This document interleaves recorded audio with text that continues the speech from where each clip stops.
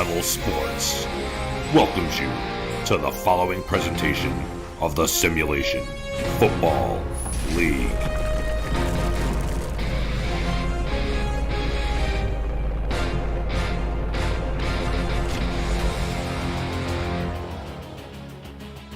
At the scene outside of the stadium, fans are coming in and packing their way into Queensway in London, England, as this evening, the Dragons from DC will try to steal a win on the road and avenge their loss that DC was handed by the Knights back in Week 1. Welcome, Simulation Football fans, inside the broadcast booth. I'm Jeff Melanishin, and joining me as always is Charles Doherty. Charles, welcome to Queensway, England, London, England. Oh, it's great to be here with you, Jeff. We've got a battle between two capital cities. Like you said, both of them are looking to get back in the win column. DC lost last week against Florida. London lost against Tulsa. Both games were close ones. And as you said, London won last time these two met, and I'm sure DC's trying to play for all the pride they can get. For my wishes for the game on DC and London, we've got two star running backs I think that need to get some special attention. Kevin Say needs only 165 yards to hit the 1,000-yard mark. He's rushed for 100 in the last 4 games. I think he can do it. And Robert Merrill on the London side's a receiving machine. He needs 11 today to get 100 receptions for the season. And on the defenses on both sides, we've got one player on each side needing an interception. So their whole squad, the whole secondary, can have at least one for the season. John DeSantis, cornerback for DC, and Emmanuel Blackman, cornerback for London. Let's see if they both can get one so everyone will walk away with an interception today. This is going to be a battle of pride again between these two capital cities. It's going to be a fun ride. Let's buckle up and get this thing going. Yeah, we're going to get this one started here in a matter of moments. DC, they're coming in 1-7, as London, they are coming in at 3-5. But again, DC has been playing really well on the road this season, despite that one beating that they had back in Week 3. But outside of that, they've gotten one win. They've been 1-1 since then here on the road. So let's get this one underway. And we are live from Queensway in London, England. Just want to give a shout out to Ike McBride and Deuce Finnick doing the stats for us, as the Knights will start with the ball first, and they'll get it at the 31, where we will see Angus McLean for the first time tonight. Yeah, out comes Angus McLean. He's built like a defensive tackle, 6'6", 260 pounds. I mean, he's a cagey veteran, and he's going up against a DC defense that has the lowest total of interceptions in the SFL. So he should be able to move the ball in the air. Pull back in the backfield behind McLean, who's going to start under center. 2 receivers to the bottom of the formation for him, but it's going to be a handoff to foresee Robert Merrill, as he will pick up a first down on the first carry of the game and gets all the way out to the 42-yard line. We talked a little bit about this in the pregame, Jeff. Merrill, he's basically been used as a receiving running back this season, but he's got some skills on the running game. I mean, when he was with Alaska during those championship years, he really showed his skills with the running of the ball on the field. Looking really good for the Knights here early. They're going to throw it out to him wide, coming out of the backfield. Tries to do a spin move, but he's going to be brought down by John DeSantis that you were talking about earlier. And we'll get the rest of the starting lineup for the London Knights. Angus McLean, the quarterback, the running back, Robert Merrill, of course. But then you got the receiving corps of Saren Storm, Vin Kalia, and Dustin Zeck. And then the tight end, Benji Matson. So up to their own 47-yard line now. 2nd and 5. As McLean will drop back. He's going to fire it to Merrill again out of the backfield, getting some blocks downfield, and will pick up just enough for the first down as he was wrapped up by Clint Hendershot. I think one of the things that separates Merrill from most of the other running backs in this league is what he does after he catches the ball. I mean, he has experience as a wide receiver and a running back, so he's got the hands to catch it, but he's also dangerous with yards after catch. It's already a couple first downs on their first drive of the game. 1st down and 10 as they get the ball inside the Dragon side of the territory.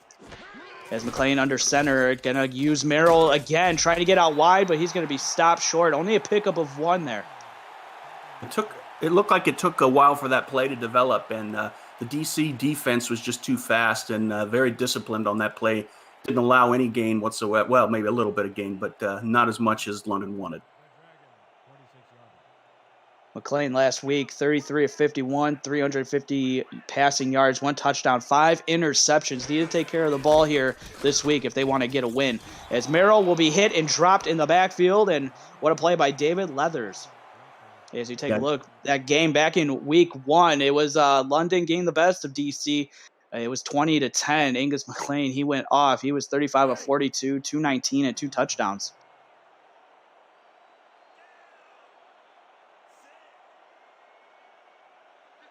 Third and 10 now. First third down attempt for London on this drive. McLean taking a shot across the middle. Pass is caught, and that's a first down and getting inside the SFL red zone. And so the first throw goes to Vin Kalia, and he knows exactly what to do with it as the ball is now down at the 22.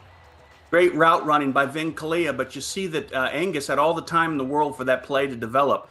I mean, if you give a quarterback that much time, any wide receiver in this league is going to find a way to get open. Blitz the safeties, and McLean with a nice throw across the middle of the field, and Vin Kalia with the first big grab of the game for the London Knights. Empty set to the end zone, touchdown, Vin Kalia. Unbelievable play. Kalia's on fire today. Again, he had his defender way behind him, quick off the line, got separation, and Angus knew who he was going to right at the snap. Already 2 receptions and a touchdown for Vin Kalia. And back in week 1, he had 5 receptions for 41 yards and was not able to find Painter in that game back in week 1. So now London on top here early, and you got to love it. The fans here at Queensway, they got to like what they're seeing here early. And they got to like what they saw in that in their quarterback. Angus is on fire, as well as Kalia. So 7-play, 69-yard drive and a 22-yard pass from McLean to Kalia, and the extra point is through the uprights and good. And so Jack Lewis makes it now a 7-0 ball game. It seemed like it only took seconds for them to get in the end zone, but they ate up a little bit of time. 7:52 left to go, but now we'll see what DC can do as they try to answer the touchdown that Angus McLean just drove down the field. And that was a very well orchestrated drive too. They only had really 1 third down conversion that they really had to do. It was 3rd and long, but able to find Kalia in the middle of the field open. But outside of that, it was a lot of Robert Merrill. And then all of a sudden, as soon as they got into DC territory, it turned into the Vin Kalia show. Yeah, caught him napping. They thought it was going to be the Robert Merrill show, but Vin Kalia has something to say about that. So we will see Sebastian Synergy for his first go-around here in the game, his first drive. And it's going to be with Kevin Say in the backfield. And a handoff to Kevin Say, try to break it outside, but he's going to be stopped and met in the backfield for no gain. The defensive line of London is very stout, especially the 2 defensive tackles in Davidson and Rowland. Last week, they both had sacks. They got a lot of penetration through the line. The DC offensive line is going to have their hands full trying to keep those 2 out of the backfield. So Rock Black with the stop and the tackle for loss. Now it's going to be 2nd and 2. Synergy making some adjustments at the line of scrimmage. Still run receiver to the top of the formation for him as he drops back and fire it to Kevin Say out of the backfield. Has to make a weird grab for that pass, but able to turn upfield. Gets positive yards. It's going to be 3rd and 2. Pickup of 10 on that play. I think tonight we're going to see a lot of Say and a lot of Merrill. So, just strap in and enjoy the halfback show. So now they'll go with 2 receivers. As Kevin Say is in the backfield off center. Dropping back. Synergy looking to the outside. Almost intercepted, but it falls incomplete as Brandon Ewing in on the coverage. Great coverage by Brandon Ewing. He was reading the quarterback's eyes and had his hand right there in place when the pass was out, and there's no way that receiver was going to get it.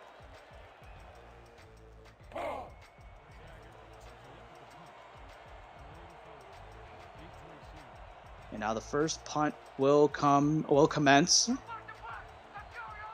Ron Van Cleef will punt this football back to London. So early 3 and out for the DC Dragons is not what they anticipated with their first drive of the game. Not especially after London drove down the field for a 7-play drive. and capped off with the touchdown. So we'll take a look at the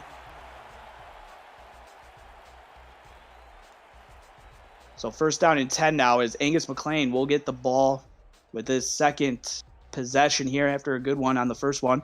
And we'll get the starters for the DC Dragons on defense here momentarily. 6:33 left to go in the first quarter. Now Angus McLean, they're going to go back to the empty set formation. Trips to the bottom of formation for him. One receiver to the top. Low snap, corrals it, running across the middle. Pass is going to be caught by Saren Storm, who's had a big game and a big season since coming back to London, and gets his first grab here, goes across the middle, and a first down for the London Knights. Yeah, they've been lining up a lot, London, in the gun straight formation, and you've seen they've got more than just all slants. They've got some deep routes in there, too, so the defensive DC is really going to have to be on their A game there, because if they don't pay attention, they could let a wide receiver slip deep like they did on the last series. Handoff to Merrill, breaked out of one tackle, but not able to break out of the other. And if going to be hit and dropped for a loss, courtesy of David Leathers again coming in and making the stop. So the defensive starters for the DC Dragons, Exodus O'Brien, John Gary, Benny Butcher on the defensive line. Linebacking core of Clint Hendershot, Riley Hughes, and Casey Husky. The secondary, John DeSantis, David Leathers, Eric Gugger, Kanye Rockefeller, and Jack Russell. As Merrill on the carry, and he's going to break it into Dragons territory yet again before being wrestled down on the play by John DeSantis. But, man, another big play for Robert Merrill and the London Knights. London pulled out the power package here and showed a little bit of the ability we were talking about for Robert Merrill off tackle there. He got good blocking. Once he gets into that second level, he's got some speed on him, and he's hard to catch. And again, another big play for London. It's when they needed it as well, getting the ball again for their second straight drive inside Dragons territory. Going to start it again with Merrill, but again, this time he's going to be wrapped up and dropped for a loss on the play as Hendershot coming in and getting another tackle for loss for him on the night. Yeah, it's going to be tough going trying to run against Hendershot. He's a very disciplined veteran, and he's not going to make many mistakes. Casey Husky, got the 58 and 59 mixed up here. But now it's going to be 2nd and 11 for Angus McLean. Going to go again back to the empty set. This hopefully DC can get it corralled a little bit, and they will. It's not going to be enough for the first down. Going to be 3rd and 4. And again, another nice play for London. Just taking what the defense gives them here, Charles. Oh, definitely. Yeah, everything was covered deep, and Angus, all the time in the world, went through all his progressions and was able to do the safe dump to get a handful of yards there. So now it's 3rd and 4. London looking to stay perfect on 3rd down. Second attempt. Throwing it across the middle, batted up in the air and knocked away. Clint Hendershot this time is in there to get the pass deflection. And it's going to be the first third down that they've stopped here for London. So here holding them to a long Jack Lewis field goal. The DC did what they needed to do on this possession. Now let's see what Shabazz can do after they get the kickoff.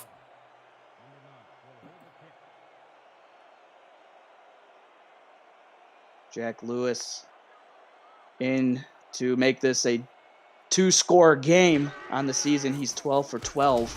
Snap is down, kick is on the way, and it is good. Just barely getting across the uprights from 49 yards out. Jack Lewis is now 13 for 13 on the season, and it's now a 2-score game, 10-0.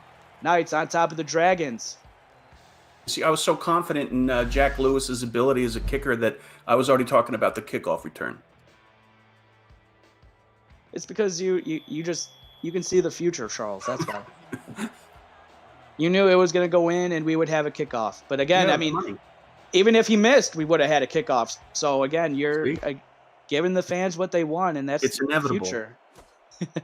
As the kick is away, and it's going to be brought out 1 yard, almost into the end from the 1 yard line. It's going to be brought out to the 24. All right, so now we've seen one drive by DC, 2 by London. What do you want to see here from the Dragons here on this second drive? Well, I mean, I like the play mixture they had on the first series. It's just, it wasn't executed as sharp as I think the coaching staff at DC wanted to see. It's not necessarily bad play calling. It's, the execution on the field. Synergy under center. Say in the backfield. He's going to get the carry, trying to break outside. Dipsy-doo into the middle, and he's going to pick up 3 yards before the Knights corral him down and trying to keep him in check. As Kevin say, he's been a man on the mission, maybe offensive rookie of the year, and those numbers don't lie, Charles. No, they don't. He's dangerous. Last week he had like I said, last 4 games he rushed for over 100 yards, and I think he could potentially have an even better game tonight. Yeah, 174 carries coming in, 835 yards. That's 4th in the SFL. Guy is just killing it for the DC Dragons as they flip it out to him this time. He's going to try to make a spin move, but he's going to be brought down by Tanner Hendricks. But it's going to be 3rd and 2. We'll get the starters for the London Knights on defense. The defensive line, Dean Sanim, Chris Joseph, and William Davidson, and Chad Rowland. The linebackers, Jeff Gagne, Cyrock Black, Tallymac Scarborough. The secondary, Tanner Hendricks, Brandon Ewing, and Emmanuel Blackman. And the free safety, Marquise Reed, and the strong safety is Barry Barkley. So 3rd and 2, handoff to Say, and that's going to be enough for the first down as a good draw play there for the DC Dragons and their first down of the night. Yeah, that's what they needed, Jeff, a little bit of momentum, get a couple first downs, and get some confidence for that offense. And it started off with the offensive line knowing what they needed to do, opened up the right holes for Say to go through. 2:28 left to go in the very fast first quarter. Kevin Say getting the carry yet again. He's got some blocks downfield. But a nice disengage off that block. Marquise Reed with the tackle and holding him. That would have been a first down, but Kevin Say getting stopped 1 yard short of the first down marker. Yeah, a lot of credit to free safety Reed there. I thought this was going to be a big gain on that play, but he seemed to come out of nowhere to bring the running back down. Great defense. 2nd and 1, handoff up the middle. That's not going to go anywhere. It's going to be 3rd and inches, though, but Scarborough with the tackle there. So now a 3rd down upcoming for the DC Dragons. That defensive line of London's, that's tough to run against. I mean, they had a good play against them a couple plays ago, but when they have to dig their heels in, that front 4 is really strong. DC 1 and 2 on 3rd down coming into this one. So the 3rd attempt is going to be just enough for the first down. Kevin Say getting all and more out of that strength that he has. And boy, he needed all of that to get that first down. Yeah, he's surprisingly strong. I mean, he's 6 foot tall, 210. He looks like a little bit smaller on camera, but he showed a lot of strength there and held his own and got that first down. Couple of London faithful in the chat not agreeing with that spot. As Kevin Say will try to bust it outside, but he's going to be hit and tackled by Black. And only a pickup of 1, 2nd and 9 upcoming for the Dragons. It did look a little questionable on the spot, but good on DC to get up to the line relatively quickly and get that snap off. So DC looking to get inside London territory for the first time in the game. 2nd and 9. Trips to the bottom of the formation for Synergy. Short drop back. Looking across the middle. Delivers a throw, and it is caught as Jeff Banfield with the reception, and that's going to be enough for the first down. That's a veteran quarterback in the backfield there. Now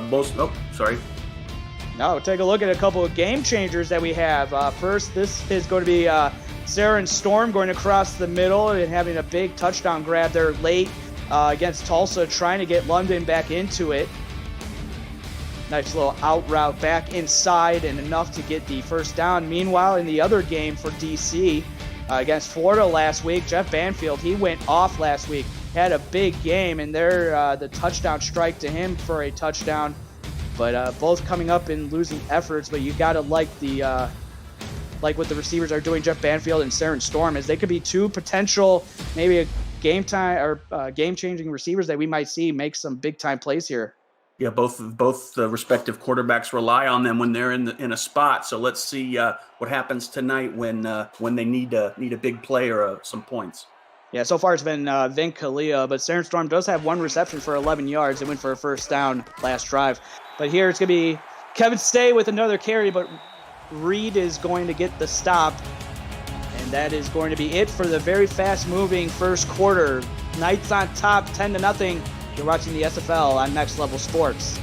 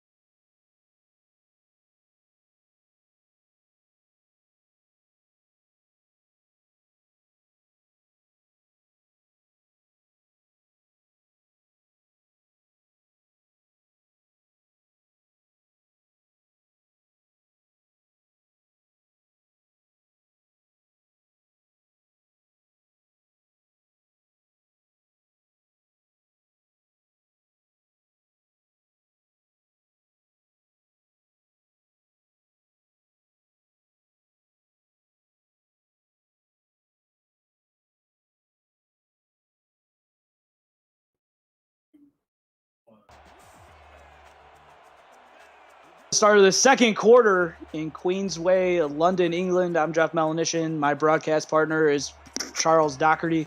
Doing stats for us, Ike McBride and Ace Finnick. Synergy on 2nd and 7, throwing it out to Say, who breaks out of a tackle, spin move. He'll get a first down as Kevin Say is doing it all in this game, trying to put the offense on his back. Yeah, that little highlight there just shows how strong he is. We talked about that on a previous play. Not many people can escape the linebackers of London when they wrap their arms around you, but Say's a strong man.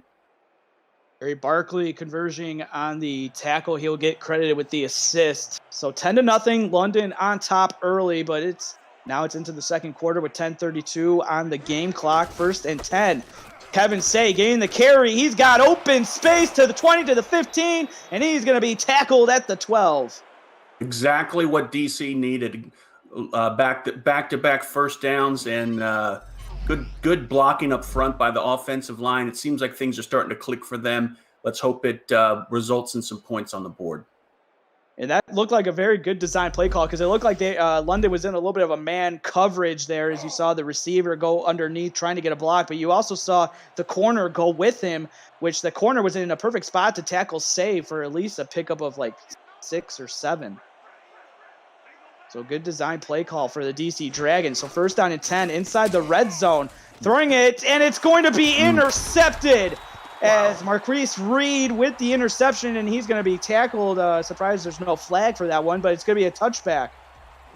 Yeah, you got to give credit to the defensive line of London up front. It looked like one of those tackles, either Davidson or Rowland, got right in the face of Shabazz Synergy and impacted the throw of the ball, and it just kind of went up like a duck, and Reed was able to capitalize in the end zone. The intended receiver was Kay Marion, but he didn't even attempt to go for the ball. Instead, it goes right into the hands of Reed, who was in the right place at the right time, and takes points off the board for the DC Dragons. Angus McLean will drop back and again fire it. Who else but Merrill makes a nice spin move, but he's going to be tackled on the play by John DeSantis, but not before he picks up positive yards. To say that that Merrill is one of the leading receivers in the league, for at least from a catch standpoint, doesn't really give it a good picture. I mean, he's 22 receptions ahead of the next running back, Belitsky. So he catches the ball a ton. Getting really close to 100 receptions on the season. He was coming in with 89 on the season. Just been doing yeoman's work for the London Knights. So 2nd and 3 from their own 27. Handoff this time to Merrill. He'll break out of a tackle. Oh, just thought he was going to break out of it, but he was tackled, but not before he picks up a first down. Yeah, I think if they stick to that straight running game, we go straight off tackle, straight off guard, I think they're going to be successful. When they try to do I think they have a counter or two maybe in their playbook. I haven't seen much success on that play. And 10, fullback, and Robert Merrill in the backfield behind Angus McLean, who's going to flip it back out to Merrill. And again, DeSantis with the tackle. He's not allowing Merrill to get by him at all. Yeah, and Merrill saying, I can show some strength too. Say doesn't have all the strength on the running back here. I got some myself. As Merrill, exactly what some of the fans are saying in chat, he is eating in this game, and both running backs, you could say, have been eating in this one. So 2nd and 4 at their own 38 now. McLean dropping back, and again, looking to Merrill. He's got some space. Nice spin move, and gonna show his power. Kevin Say showing the power on the last drive, and now here's Robert Merrill going right at Duggar, and enough for the first down. I think Merrill's winning on the spin game tonight over Say. He's really making that work on the field. Yeah, he's pressing that circle button a lot and getting that spin move working. And when running backs can use it to their advantage, there's nothing better than a nice orchestrated spin move. As there, another one, he goes back to back, and he's picking up 8 yards and getting really close to a first down marker, maybe 2 yards short. Only 8 yards, but a lot of calories were expended on that by Merrill with the spins and his power and shifty moves. I guess he's not eating fish and chips then if you have enough agility to get that move off.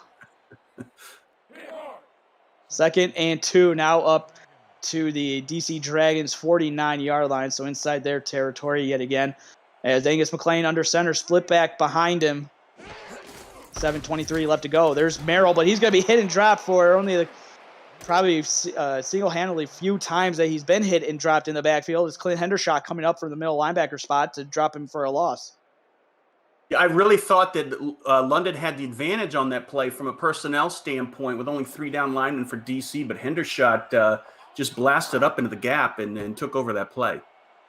3rd and 4 for Angus McLean. 2 receivers to the bottom of the formation, 1 to the top, but it's going to be a broken play. He's going to try to run for it, and he's going to be inches short. I thought maybe he was on Clint Hendershot, but they're going to say he was down, so 4th and inches upcoming. I don't know about that mark, Jeff. I think that was questionable. And it's a hard guy to bring down at 260 pounds. Yeah, and here it looks like London might try to go for this one. 4th and inches. And they will. Merrill got the first down before he's going to be wrestled down. Picks up 6 on the play. 1st and 10, now down to the 41-yard line. Yeah, no question about that, Jeff. I mean, nice run, nice blocking up front. Tackled on the play by Jack Russell for the DC Dragons. So now McLean, and why not? They're going to go empty set here. Maybe give Robert Merrill a little bit of a breather. 5-step drop, throwing it deep. It is going to be caught. And who else but Vin Kalia? We've seen this show on their very first drive. And here, his 3rd reception gets them down to the 17. You really got to like what London offense is doing on the field there. They're showing a good mix of pass, the short screens, medium routes, and power running. And then, once you think you're starting to see a pattern there, they'll do a bomb to Kalia. So you really got DC guessing on this. And really, I mean, we haven't even seen Benji Matson yet, but you also have a really good tight end that you can also use as well. 1st down and 10 for Angus McLean. Dropping back, he's going to fire it out to Saren Storm, who makes the grab, but that's only going to go for a pickup of 3 before Eric Duggar with the stop. To your point, this is tight end territory right here when you get closer to the goal line, and Benji Madison's the type that quarterbacks love to have lining up on the line. Eric Duggar in on the stop there, holding Storm to only a pickup of 3. 2nd and 7 now from the DC 14-yard line. McLean empty set. If it ain't broke, don't fix it. But then again, their whole offense throwing across the middle, and the pass is going to be incomplete. Looking for the receiver, Saren Storm, going across the middle. Yeah, that was a close one. I thought he pulled it in, but there was a lot of activity there on the goal line, and maybe somebody knocked it down. Probably one of the more riskier throws that we've seen Angus McLean make in this game, even though the game still is so young with only 4:54 left to go in the first half. So 3rd and 7. They're 1 for 3 on 3rd down, so they've missed their last 2 conversions on 3rd. McLean throwing it. Vin Kalia has it, and it's going to be short of the goal line, but it's going to be 1st and goal anyway for the London Knights. That was perfect ball placement by Angus McLean. I don't think he's really been touched all game except for that one time he tried to run with it. Yeah, that was a broken all the time in the world, and he led the ball perfectly for his wide receiver. Yeah, and remember, that play was broken up by Clint Hendershot, who had to come down and try to make the tackle as well. But the Dragons, they busted that play up. So 1st and goal, McLean dropping back, pocket collapsing, and he's going to be sacked for the first time in the game. And for either quarterback, it's John Gary will get credited with the sack. I mean, that's probably the one play you can question London on tonight. Then they're on the goal line and they go empty backfield, especially when they've got been running the ball so well. And they rolled the dice here and they paid for it. Questionable decision why Robert Merrill wasn't in on that play. Instead, they went to the empty set formation on the goal line, so you knew it was going to be a pass play. So DC and their defensive line, they knew exactly what to do, get to the quarterback. So 2nd and goal now from the 7 as Robert Merrill breaks out of a tackle. He's still on his feet, but only going to pick up 1 on the play, so it's going to be 3rd and goal.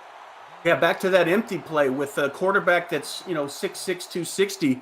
Could have been wise if they did a quarterback sneak. So now from the DC 6-yard line, London, 2 receivers to the bottom of the formation, went to the top, split back, throwing it, and the pass is going to be batted away. He threw it right at Casey Husky, who's going to get an easy pass deflection. But again, Angus McLean on that drive towards the end of it, looking a little shaky. Yeah, DC defense is, high fives all around. The offense of London sputtered as they got closer to the goal line. On that last play there in particular, Merrill was wide open on a swing pass. I don't think anyone would have caught him if Angus could have just turned his head a little to the right. So we'll see how this defensive stop for DC comes back and maybe gets into London's head a little bit, as Jack Lewis having to settle for a field goal. Snap is down, kick is on the way. It's through the uprights and good from 23 yards out, so a chip shot for him. So he's now 14 of 14 on the season, 2 for 2 tonight, but extends the lead. It's now 13-0, but again, DC holding London to 2 field goals here after the touchdown drive on the very first drive for the London Knights. The thing about London is, they walked away with a field goal here, but they have such long, sustaining drives that they're not giving DC a lot of time to catch up. As the kick is underway, and we're going to get this game reset here, as it's going to be fielded 1 yard out in the end zone, but it's going to be brought out, still on his feet, but it's going to be to the 23-yard line. So we'll see what Sebastian Synergy has in store with this offense, but again, as Rockefeller on the return. But the offense, it seemed to get clicking on the last drive, but just a poor throw from Synergy with pressure in his face, though, mind you, but taking points off the board. So 1st down and 10. Synergy shotgun formation. He's got Kevin Say to his right. Throwing it across the middle, diving attempt, but it falls incomplete as he was looking for the receiver, Josh Gill. Yeah, on the London side, we were talking about getting their tight ends involved. I think you could say the same on the DC side. They have 2 solid tight ends that they don't throw to a ton of times, but they've shown to be pretty successful when they are targeted. Now brings up 2nd and 10 from their own 23. 2-by-2 set for Synergy, who's in the shotgun formation, and Kevin Say again to his right. Throwing it again across the middle, batted up in the air, but it's caught on the deflection by Gill, and that's going to be close to a 1st down. It's going to be 3 yards short, so a pickup of 7. Yeah, nice bounce on that one. Normally doesn't work that way when it hits a defender. Normally ends up going the other way, but somebody was smiling on DC on that play. Synergy under center here on 3rd and 3. Going to hand it off to Kevin Say, and he's going to be stopped. And that's not going to get enough for the 1st down. They're going to be 2 yards short, and so we'll see the punting unit come on once again for the DC Dragons. And if you're new to the SFL, the Simulation Football League combines traditional sports, esports, and a role-playing game into one. Teams strategize and being executed in real time by our simulations as real-life players compete on the virtual gridiron. For more information about the SFL, visit our website at www.simulationfl.net. The SFL, we put the fan in fantasy. And it can be fair caught by Dustin Zeck at the 31-yard line. All right, Charles, so London, their offense has been clicking, but the last 2 times that they've gotten inside the red zone, they've had to settle for field goals. Well, I mean, they're in the driver's seat here with 2 minutes left in the half, and I'm going to say this, and they're going to do completely opposite. I think they just need to do some ball control, eat up some time, maybe get in field goal range if they can move the ball, but they don't want to make a mistake here and get the ball in DC's hands. You're going to start it off with Robert Merrill. Spin move, and he's going to pick up 9 on the play before he's wrestled down. And that is going to do it as we come to the 2-minute warning. London on top, 13-0. We'll be back with Queensway right after this with the last 2 minutes. You're watching the SFL on Next Level Sports.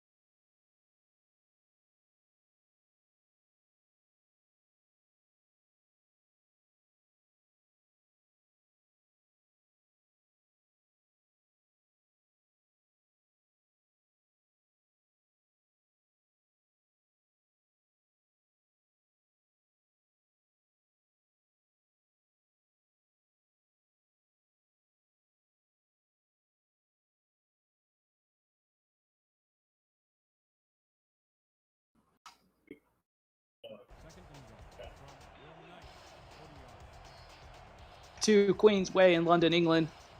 Last 2 minutes of the first half. 2nd and 1 for Angus McLean, who's got his fullback and Robert Merrill in the backfield behind him. It's gonna be Robert Merrill. Excuse me, getting a little ahead of myself, but he's gonna be wrapped up and stopped for no gain on the play. And the defense for DC coming up big. David Leathers again in on the stop. Yeah, I don't think as I stated earlier, I don't think any of the offenses are going to have much success going across the offensive line for their run route. The defenses on both sides are just too fast. So 3rd and 2 now for the London Knights. Again, Robert Merrill in the backfield. Going to get the carry. He's got the blocker. Nice spin move. Doesn't need it, but he's got enough for the first down. And that's going to be 1st and 10. Coming up at the SFL halftime report, Cameron Irvine and Nate Hall analyze the first half. They provide updates on Denver and Atlanta, and we'll get to know more about Hall, the studio guest co-host and one of many talented Vancouver Legion safeties. It's all coming up on the SFL halftime report. 1st down and 10. We still got a minute left to go. Robert Merrill will try to break out of a tackle, but again, Hendershot is there to close it out. It's going to be only a pickup of 2. They're going to hurry it up here, are the London Knights, after Merrill with the 2-yard run. 2nd and 8. McLean throwing it off his back foot.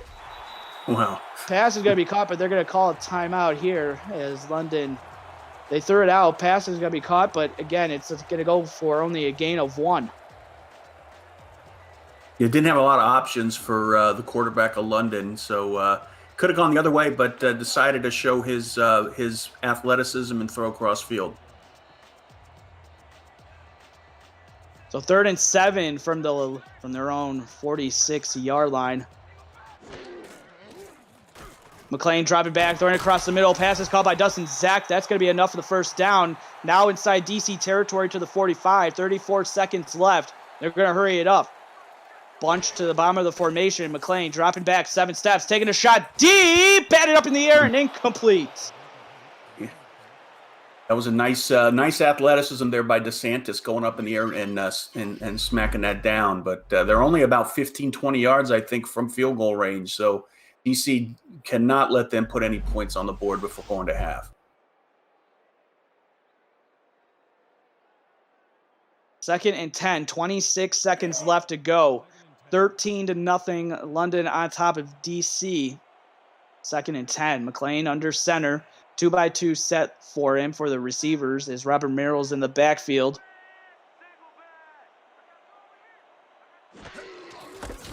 They're going to hand it off to Robert Merrill. Spin move and tries to do it again, but it's going to be tackled by Jack Russell. So 19 seconds left. Still, London Knights have 2 timeouts left if they want to use them. 2x2 set, maybe taking a shot here.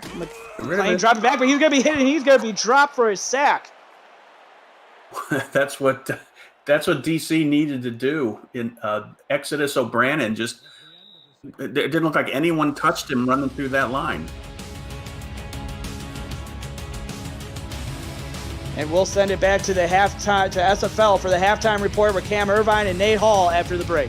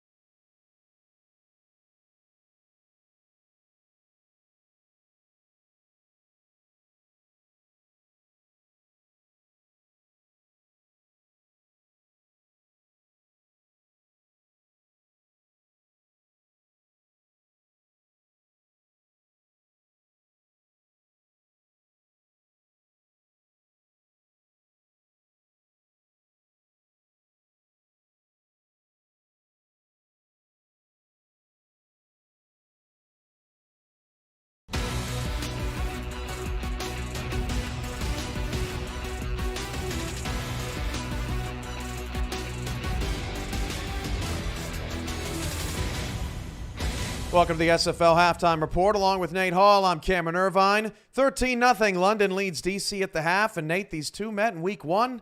It kind of feels like the exact same game almost. DC got off to a slow start in that one as well. What have you seen out of the first half? A lot of what I was expecting to start the game out, Cam. A lot of running and rushing by London, and they've been balanced on offense so far. Angus McLean is over 100 on QBR right now, and Robert Merrill, he's got 69 yards already in that first half. So they're definitely doing the balanced thing so far, and it's working for them. Yeah, Nate, it almost feels like it's Say versus Maryland. The team that wins this game is going to be the team that gets everyone else best involved, right? We saw that with Vin Calia early, and we just haven't seen a lot of that out of DC's role players here today. Right, and it does feel like a matchup of two running backs. DC's quarterback Synergy hasn't had a great game so far. They did have that one sustained drive that ended up in an interception in the end zone, but other than that, it's been a running backs game so far for sure. Denver and Atlanta just got underway a few minutes ago. Atlanta gets the first points up on the board with a long field goal, so they're up 3-0 at home. They're taking on Denver, the only one-loss team in the SFL and at the top of the standings. I know it's early, Nate, but any early signs or trends from that one that you've seen so far? Not really. Denver didn't get a whole lot going on their first drive of the game. They had to punt it away on their first drive. And then, like you said, here Atlanta, midway through the first quarter, got the first 3 points. So I'm just looking for Bryant Dynasty to have a big game, as well as Josh Miller, the quarterback for Denver. But yeah, it's just a lot of back and forth so far right now.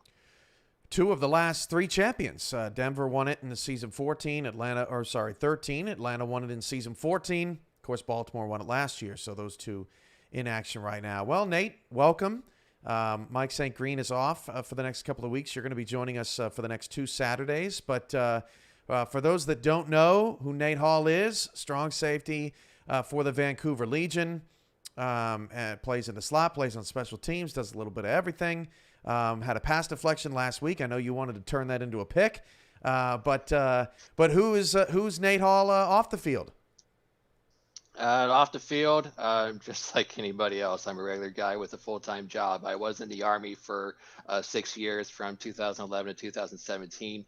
Army veteran with a supply group for a trans unit that I was with. Other than that, just keeping a full-time, steady 40-hour-a-week job and enjoying time with the missus. Of course, Kendra Hall also plays for Vancouver at wide receiver. Shout out to Honey over there building the grill right now. But yeah, building the grill that apparently you couldn't finish before the broadcast. Exactly. There were more important things to tend to. Football games. Kendra, we interviewed Kendra on a halftime show earlier this season. She is, we talked to her about what it's like now playing on the same team as you, rather than playing on different teams like you were last year. We got her perspective. What's your perspective on being teammates with your wife? It's still more the same. I'm going to use what she used in that interview. It hasn't really changed. It's instead of being on different teams, now it's, being on opposite sides of the ball and team offense versus team defense. So there's still plenty of, jabbing going on here and there, playfully, of course, but just looking to get some wins going here for Vancouver and keeping the streak going that we've been having, and hopefully get this playoff spot and lead to a championship. Bryce Battle just scored for Denver, so they're now up 6-3. We're keeping an eye on that game, and we'll have game breaks for you in the second half on the biggest plays from that ball game. But Nate, going back to your time here in the SFL, how did the Halls end up involved in simulation football? Well, I got my foot in the door first back in the inaugural minor league season, back at the end of season 14 of the regular season last year in 2020. I signed at safety for the Madison Lynx that went on to win a championship that season for the minor league team over there. Um, Pretty much just happened on the league, just like most people do in this league that are currently playing. I caught a game on what was then FTF on the TV side, and there was an announcement that came on the screen that signups were going on currently uh, to join the inaugural minor league season, and just get your player going, join a Discord, and from there I was signed with Madison, and here we are, uh, 2 seasons later with Vancouver, and here I am. Isn't that amazing? And you won a championship. The first season you were in the league, you won a championship. Now all you're hoping is that you can at some point win another one, because Madison made it look easy when you just showed up and got it. Yeah, they really did. Coaches over there at Madison, Coach Demore and Coach Swift and Clear, they really did an awesome job on that inaugural season. They struggled a tad bit the second season, but they still were, they were a good team also.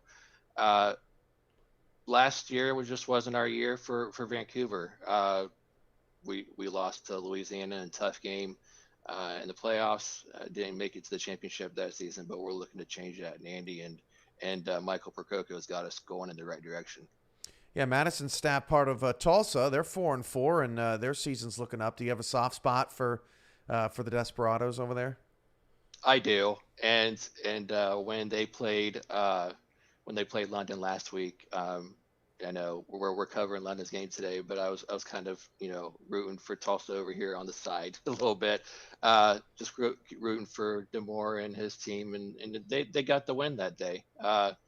They're right in the thick of things in the playoff race, and they're doing really good right now, and just looking to keep their momentum going as well. Well, it's great to have you here, Nate. We're excited for all of the SFL action to come. 7-3, Denver leaves Atlanta, and Atlanta's threatening right now in scoring position. 13-0, London leads DC as the Knights try to keep their divisional hopes alive, chasing Baltimore in the North. When we come back, more from Jeff, Charles, Ike, Deuce, and the rest of the crew in London. The Knights hold a 13-point lead. This has been the SFL Halftime Report. We'll be right back.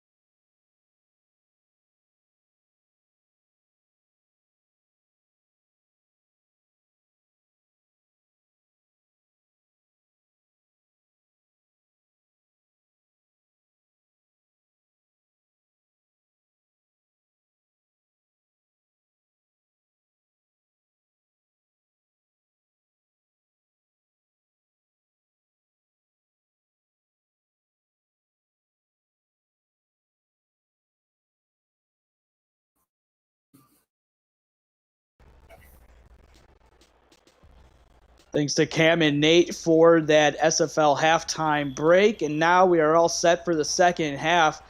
As I'm Jeff Melanisha, my broadcast partner, Charles Doherty, Ike McBride, and Deuce Finnick are on stats in the stats truck for us here in London, England.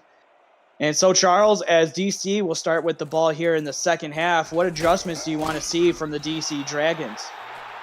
Well, they're going to have to add a couple new wrinkles into their offensive playbook if possible. I mean, they haven't had any sustained drives. They did get into the end zone once, red zone once, but they weren't able to capitalize on it. So what I'm looking for, maybe some out routes, sideline routes, quick dumps from the quarterback to the wide receivers, and maybe even some tight end action as well. Two receivers to the bottom of the formation, one to the top for Synergy, who's got Kevin Say offset in the backfield. Synergy having to roll around in the pocket, throws it out, and what a missile that was, caught by Jeff Banfield, and that's going to be a first down on the very first play in the second half.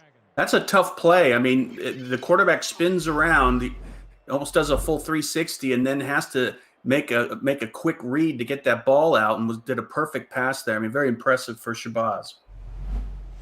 Emmanuel Blackman was the one that tried to get his hand up, but Shabazz Synergy found Jeff Banfield and just enough arc on the football to get it over to the outreached hands. So first down and 10 now, up to their own 36-yard line. Synergy in the backfield, dropping back, throwing it across the middle, but it's going to be almost intercepted, but it falls to the turf, incomplete.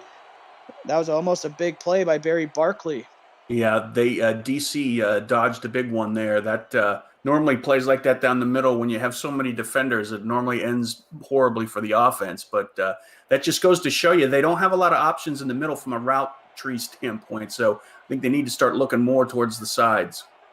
Now they're going to do trips to the top of the formation for Synergy.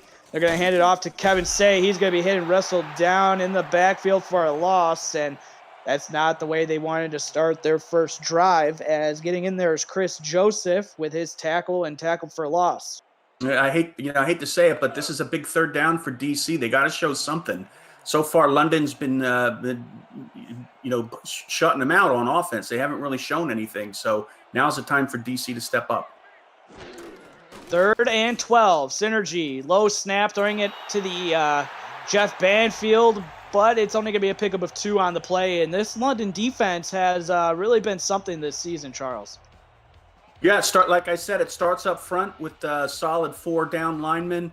But they've got a great core of linebackers and solid defensive backs as well. And tonight, they're just playing on fire. I mean, it's impressive when you can hold an SFL team scoreless for a half. And they've only given up 22 points per game against this season, which for them is definitely one of the better defensive performances that they've had through this first part of the season. So really looking good, and that's the reason why they're 3-5, and they're right there, right underneath Baltimore in the standings in the division. And not a lot of changes for offense need to be done on the offensive side for London, except for maybe capitalize when they get in the red zone. So now we'll see Angus McLean with his first drive of the second half from their own 31-yard line. He's under center. He's going to drop back and sling it out to Merrill coming out of the backfield, a spin move, but he's going to be wrestled down by DeSantis yet again, but only a pickup of 5 for Robert Merrill. Yeah, only pickup of 5, but, it's positive yardage. It's your 2nd and 5 is not a bad place to be. 2nd and 5 from Young Knights, 36-yard. McLean, again, under center. Yeah, Robert Merrill in the backfield. 3 down defensive lineman for DC on this play. Merrill going to get the carry, but he's going to be blown up. Lucky to get just back to the line as Casey Husky in there for a stop, and he was shot out of a cannon as soon as McLean got that snap. Yeah, another defender goes untouched through the line. I mean, the offense needs to take a look at that and figure out what they're doing wrong. I mean, you can't let a defender get in that quickly behind the line of scrimmage. So now 3rd and 6. London will try to convert their first down of the second half.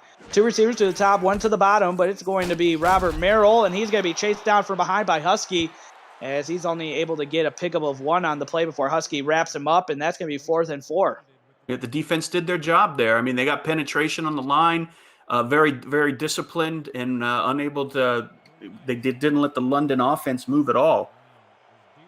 Keep up with the SFL and its teams on social media by following @SimulationFL. Follow us on Twitter for weekly broadcast schedules to discover team content and stay up to date on SFL news. Let us know who your favorite team is and how you enjoy the broadcast each week with the hashtag #MakeAnImpact. Thanks for your support and viewership throughout the season. So 1st down and 10 now for the DC Dragons.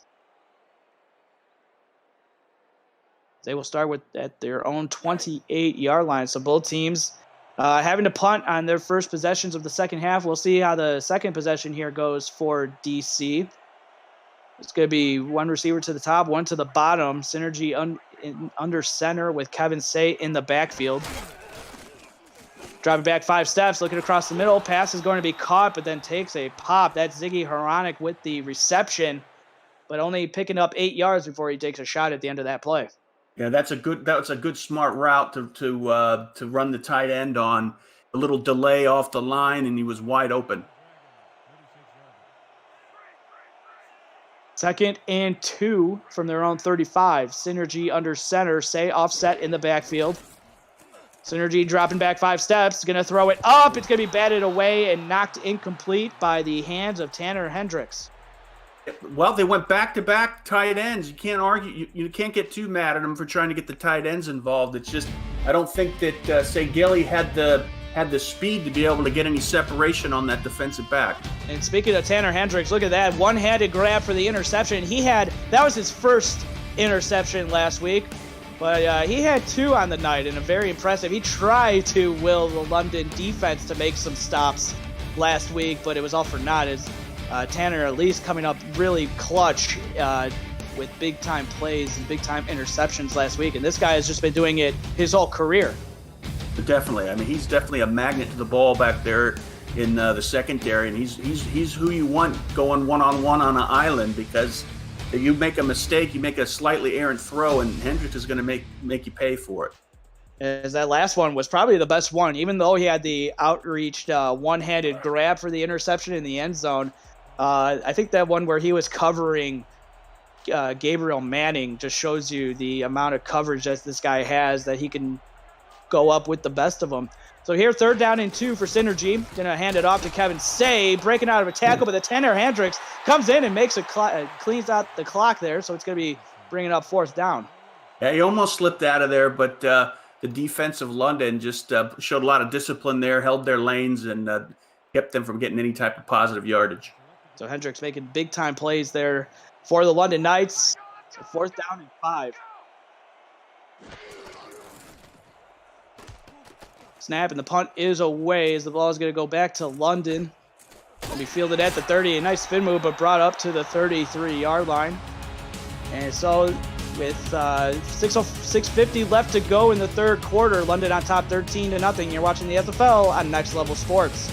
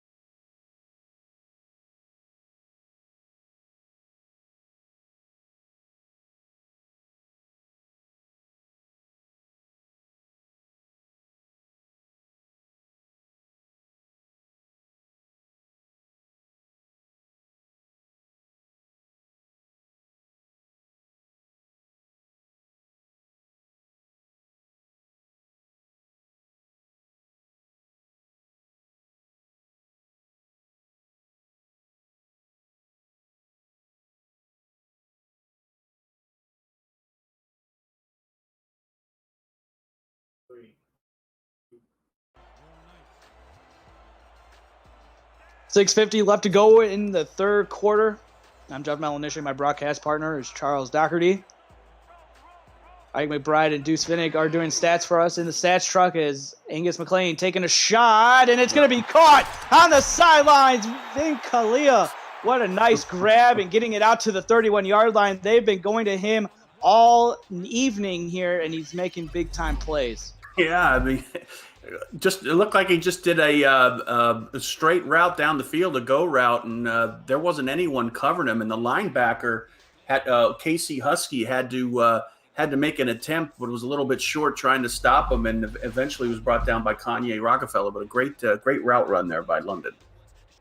Alia with a nice grab out on the sideline. So 1st down and 10, now getting it again inside DC territory to the 31. Angus McLean's been doing this all game long, and now he's going to line up under center. Got Robert Merrill in the backfield, dropping back 5 steps. There's Robert Merrill getting the grab, and he's going to be pushed out of bounds, but not before he picks up 5.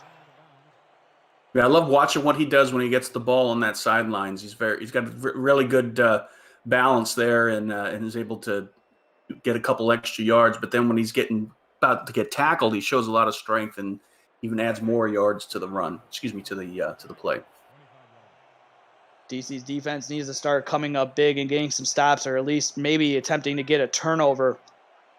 Don't want to get this game to get out of hand here. 2nd and 5 from the DC 25-yard line. Handoff to Merrill, and he's going to break out of a tackle, but then the rest of the troops for the Dragons come in to get the stop. And again, it's going to be David Leathers coming up and getting the stop for a tackle for loss. Yeah, they're not going to do anything running across the offensive line like that. Just gives the defense too much time to adjust, and that was luckily it was only a couple yards lost. It looked like it was going to be a lot worse. 3rd and 6, 3-down defensive lineman for the DC Dragons here on 3rd down. Throwing it across the middle, almost intercepted by Hendershot, but he's going to get credited with the deflection. Kalia was wide open at the top of the screen. There wasn't a defender around in 20 yards. Another missed opportunity for Angus McLean. And again, there's been open receivers. Remember, Robert Merrill was open on one of the swing routes that London likes to go to, but instead they went across the middle, and that one was almost intercepted. So again, Angus McLean seems to be maybe focusing in too much on some of these receivers as soon as he gets the snap. Well, he's having a pretty solid game, so you can't begrudge him too much. They need to get 7 on the board here in order to push away from DC, because a field goal still keeps DC in this game. Jack Lewis remains perfect on the season, 15 of 15.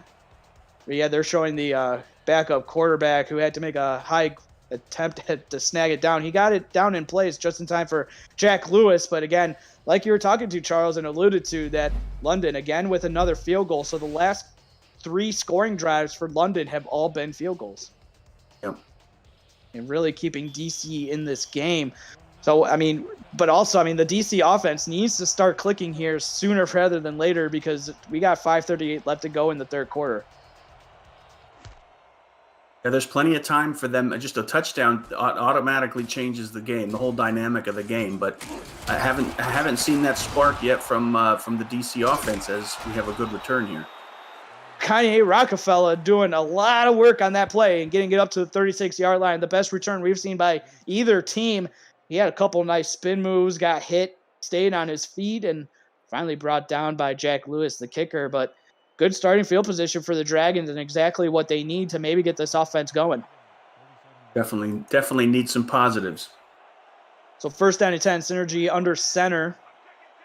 Got the fullback and Kevin Say in the backfield. It's going to be Kevin Say, though. He's going to try to get to the outside. He had a block, but now he's being chased by Barkley, who's going to get the tackle. But again, Kevin Say up to 55 yards, 4.2 yards per carry average on the evening. And again, another good 1st down run for the DC Dragons, especially when they need it with their offense. They just need to get it clicking a little bit more here. Yep, yeah, that was a nice design play. Weak side run. Set up well by the tackle, setting that edge for Say to get that good yardage. Now the London 46, so for the first time in the second half, the DC Dragons are inside London territory. They're going to go back to Kevin Say, breaking out of a tackle, but then wrestled down by Reed on the play. as we look to the DC offense and just needing points. That seems to be the real talk around the DC Dragons, is that they have good third down conversion percentage and their rushing yards and yards per game. But again, those points per games, they need to up that from 17.1. As Synergy dropping back, will throw it to Kevin Say out of the backfield. A spin move, but going to be wrestled down and picking up positive yards, but it's going to be 3rd down and 3. And they've converted at a 57% clip like that graphic just alluded to. But today, they're 2 of 6, so they're at 33%. Yeah, and also it'd be good to see what the percentage is when they're close to the red zone, because I'm sure it's probably, based on the amount of points they're putting up, it's probably not as high. 3rd and 3, Synergy under center. Kevin Say offset in the backfield. 2 receivers to the top of the formation. As Kevin Say will get the carry. He's got the space, but is going to be tackled 2 yards short of the first down. As the defense for London coming up big yet again. And Reed, he's been all over Kevin Say in this game. Yeah, he's got very solid awareness on the field. He adjusted to where the run was going. It looked like he was maybe taking an inside route there on defense and just took it to the outside and shut it down. The SFL broadcast team is looking to add new talent to our ranks of broadcasters. Applications are now being accepted to try out for either play-by-play, like I do, or you could be an analyst like Charles for broadcasting positions. No prior experience is required, just a love of the game and a desire to succeed, as they were looking to go for it on 4th down, were the DC Dragons, but they end up calling the timeout, which could come back to bite them later on in the 4th quarter. We've seen that happen. The application process, or the application, can be found on our website at simulationfl.net/broadcasting. So 4th down and 2, and the DC Dragons will punt this one away. Yeah, it's an interesting place on the field and place in the game where you may want to consider. They should have maybe considered going for it, especially since they're down by 16.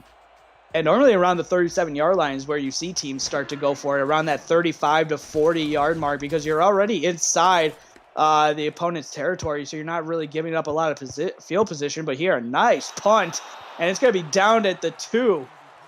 Yeah. So what do we know, Charles? What do we know?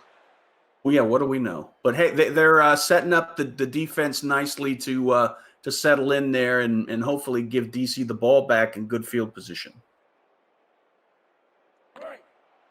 1st down and 10 from their own 2-yard line, the worst starting field position that London has had all game. McLean under center, and he's got Robert Merrill and the fullback in the backfield lined up behind him. It's going to be Robert Merrill. He's going to get the carry. He tries to do a spin move, and it's actually going to be enough for the 1st down. Kind of questionable play call, or questionable just a spot of the football there. I thought he was a little bit short, but they're going to say he got just enough for the 1st down. Yeah, Angus is going to give him a high five, giving him some breathing room so he doesn't have to worry about that front line of DC on the goal line. So they're in a good spot right now, and now DC needs to dig their heels in, and it's the part of the game where we need to look to see if DC can maybe cause a turnover and maybe turn this game upside down. The only 1st down and 10, handoff to Robert Merrill. He's going to be hit, breaking out of a tackle. He's still moving his feet, only going to pick up 3 yards on the play. And we've got an update from Denver and Atlanta. What do you have for us, Cam? Thanks, Jeff. Nate, Denver takes the lead. Yeah, Josh Miller here just does a fantastic job finding his receiver, Bryce Battle, in the corner of the end zone here for a touchdown to give him 6 more points on the board to put him up by 7 here. Back and forth in Atlanta. We'll have bonus coverage of this game after London and DC. Back to Jeff and Charles in the United Kingdom. Thanks for that highlight, Cam, and that was a nice little pitch and catch there for the Denver Nightwings to get on the board. But here it's incomplete, and it's going to be 3rd and 7 upcoming as Casey Husky with the pass deflection. It looked like Husky was just standing there, and oh no, he actually did deflect it. I thought it hit him in the face mask, but my bad. But that's the second time he read it from the snap, and it looked like it was he could have potentially intercepted it. And now's the time of the game where you need to maybe stop batting him down and maybe pull him in for an interception. That's the thing. That's the second time that Husky's been in the vicinity to get a pass deflection. Remember, it was when London was going the other way. I believe it was in the 1st quarter where Husky was given a nice attempt for interception. But there, Angus McLean shoves it back in our faces as we were talking about Husky as he finds Saren Storm for a big gain and getting the ball inside DC territory, Charles. Nice, nice floater, just right over the defender into the basket of the wide receiver. Man, great throw by Angus. I mean, Angus doesn't have a ton of yards on the books tonight, but man, when he's passing it, he's really impressing me. I really like the what we've seen, the maturation process for Angus McLean since he's come to London. Even though, I mean, it seems like just yesterday, but it's actually, he's in his 4th season, so if you can believe that already. But it's going to be 1st down and 10. Angus McLean will hand it off to Robert Merrill, but he's going to be hit and drop. Lucky to just get back to the line as Gary making big-time plays here for the DC Dragons in the last couple plays. Got perfect timing. We need it. We need to see a spark there on the DC side. We're getting on the wrong end of the 3rd quarter here, so something needs to happen. Going to go empty set. McLean going to be all by his lonesome in the backfield, but it's going to be trips to the top of the formation and one receiver to the bottom. Shotgun snap moving as he threw it, but it's almost going to be intercepted by Rockefeller. That's one he's going to want to have and want to bring in because he would probably be going the other way and might turn this game around. Yeah, and I think if Angus had to do it again, he would have maybe either taken the sack or threw the ball down on the ground because that was a very dangerous play. Decided to almost like he wanted to run for it, but then saw the defense and was like, okay, I'm just going to try to make something happen. It almost made something happen for the DC Dragons, but it falls incomplete. So a sigh of relief for Angus McLean, but it's going to be 3rd and 10. He's going to take the snap. He's going to throw it to Robert Merrill, who makes a nice grab, and that's going to be enough for the 1st down. When in doubt, who else are you going to go to? But that's actually Max Strong, the backup running back. And that's impressive. Max Strong comes off the bench and just does a go route, and you don't see many second string halfbacks with the ability to pull in the ball like that. I'm sure that Robert Merrill is going to talk to him on the sidelines. Hey, buddy, you should have dropped that so then I could get in there. Taking some stats away from Robert Merrill. I don't know about that one. As Robert Merrill is going to be hit and dropped, as again, Husky coming up with a big-time play and getting a loss of 2 there. So it's going to be 2nd and 12. Yeah, Husky's getting his name on the books a lot tonight. Again, they're having some good plays. They just need to be consistent and cause a turnover at this point of the game.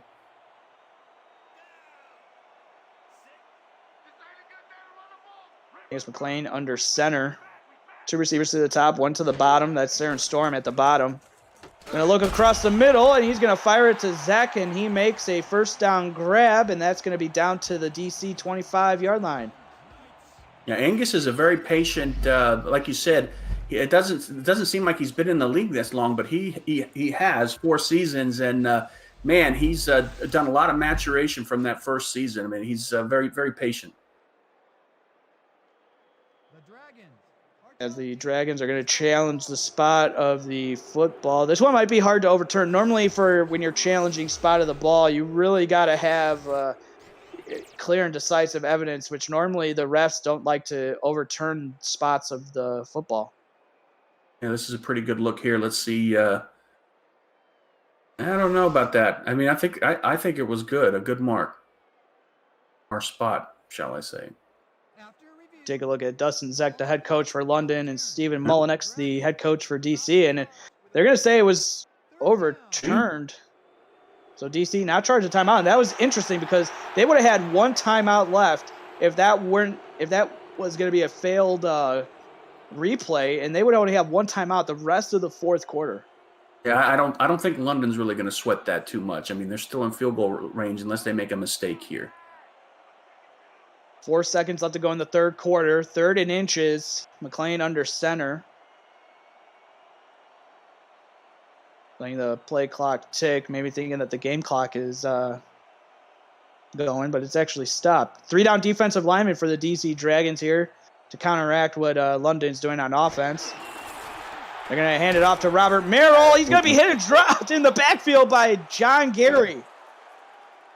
And that is going to do it for the 3rd quarter. Put your fours up in chat. Let us know who you think is going to win this one. It's been all London early and often, but it's 16-0 DC still in this game. You're watching the SFL on Next Level Sports.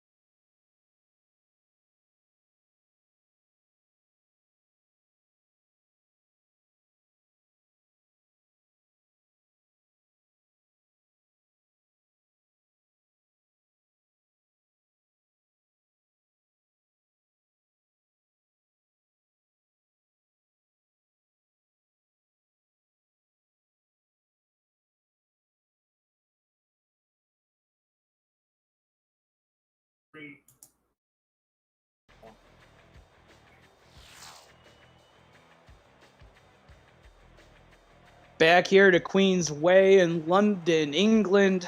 The home faithful have been really happy throughout most of this game as London has led wire to wire, but we still got 1 quarter left to go as Jack Lewis again will attempt hear me if you heard this already, a field goal. Snap is down, kick is on the way for Lewis. And he remains perfect for 45 yards out. It is now 19-0 London on top of the Dragons. Well, it's hate to overstate it, but it's definitely go time for DC. I think here in this fourth quarter, they're going to need to score in every possession in order to stay in this game. Visit the all-new SFL League website at www.simulationfl.net for more info on how to create a player to join our community, the league, and the teams that play in it. Links to apparel, helmets, and a comprehensive history of the SFL. It's over 1,400 games and thousands of players who have hit the virtual field. The SFL, we put the fan in fantasy. As DC, Kanye Rockefeller on the return. We'll get it out to the 24-yard line. And talk about someone who needs to get going. It is Kevin Say, the running back, rookie running back for the DC Dragons. As you take a look, this was just a phenomenal running play for him last week where he scored. And he was the lone bright spot for the DC Dragons. And he's going to have to do much of that here in this fourth quarter.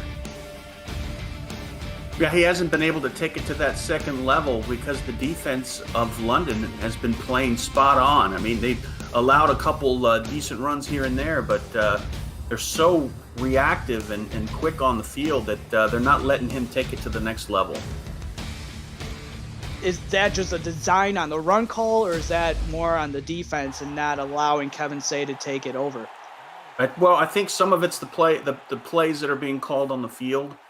Like I said, both teams were seeing these plays where they're running across the offensive line, and it's giving the defense time to adjust instead of just going off tackle, off guard.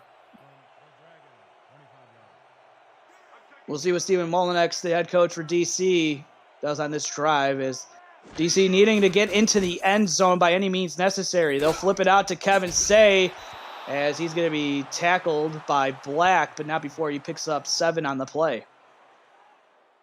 Yeah, as I stated before, I think London could show some success too with outright routes and maybe even a corner route.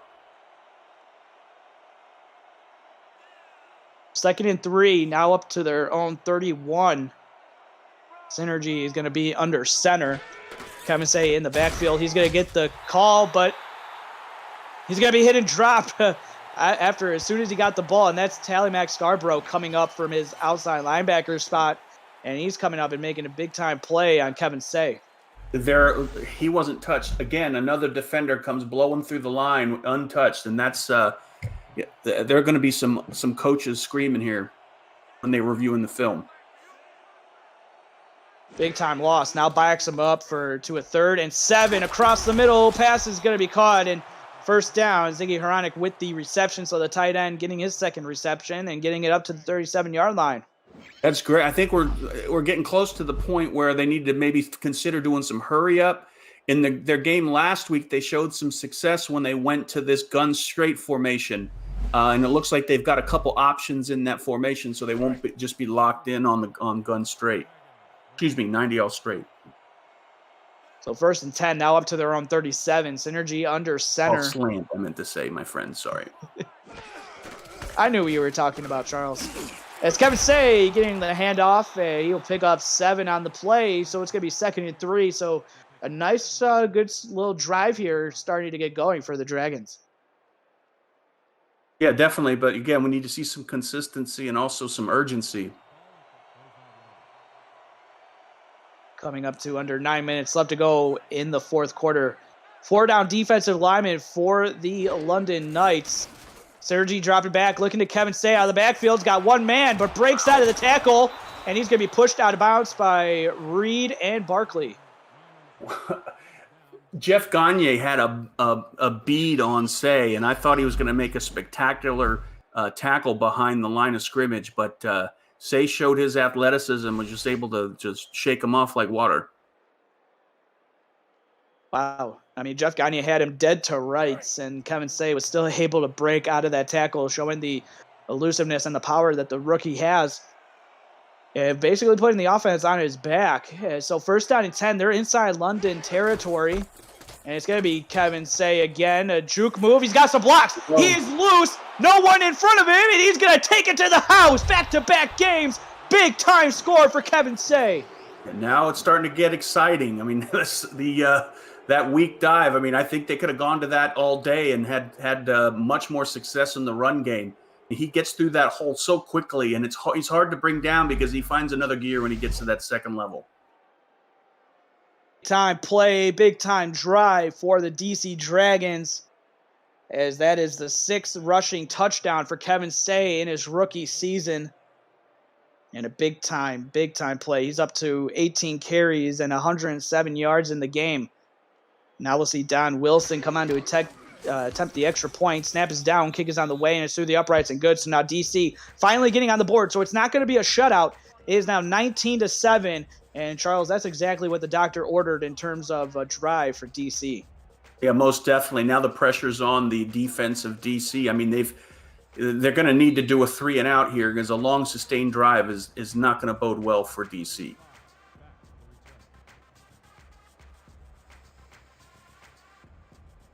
Sector 6 is the official apparel provider of the Simulation Football League. Visit sector6apparel.com or our website at simulationfl.net for replica team jerseys and completely customized jackets, flags, t-shirts, and more that help each team stand out from their opponents. Get the gear the fans wear with Sector 6 and the SFL.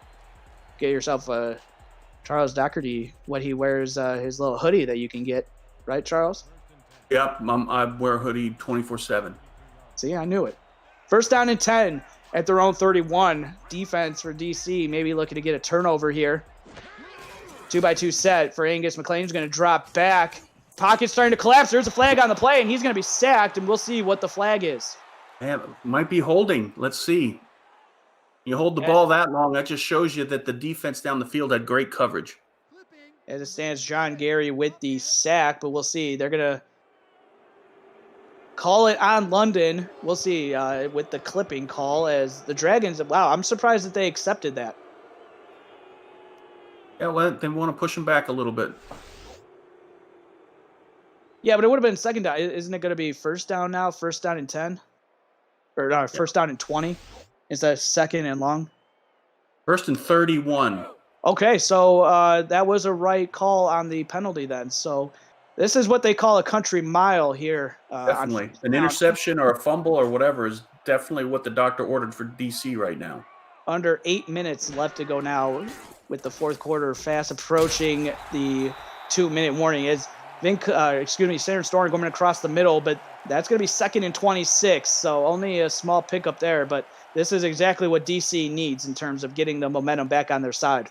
And Hendershot just dropped a pile of bricks on that poor offensive player.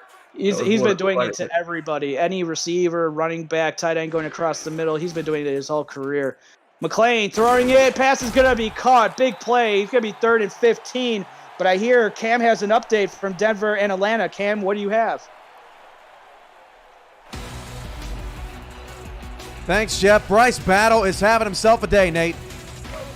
That is right. He is having himself a day for sure with his 3rd touchdown in the 3 quarters that they've played so far. Absolutely outstanding. Denver starting to pull away from Atlanta, but it's still early there in the 3rd. 24-10 back to Jeff and Charles. Big 3rd down in London. McLean will throw it. It's going to be intercepted. And he's down the sidelines. Is he going to be caught? Can he go? Pick 6 for the DC Dragons. Somebody called the doctor, and they got their order. I mean, Googer he might have, I hate to be a Debbie Downer here, but he might have stepped out of bounds. Oh, man, this one might have to be reviewed. Eric Gugger down the sidelines. Pick 6 as it stands for DC. Kick that ball quickly. They need to hurry this one up and snap this ball. But as it stands, London is not going to challenge. And what a turn of events here in Queens Way in London, England. Definitely. Exactly what they needed. And now we've got a ball game here. Snap is down. Kick is on the way. It's for the uprights and good. And just like that, it is 19-14, 5-point game here with 6:48 left to go in the fourth quarter. London kept them in there. I mean, they went in if you don't put touchdowns on the board and you just keep doing field goals, you give them a shot at, one interception here or a fumble recovery here, and they're back in the game.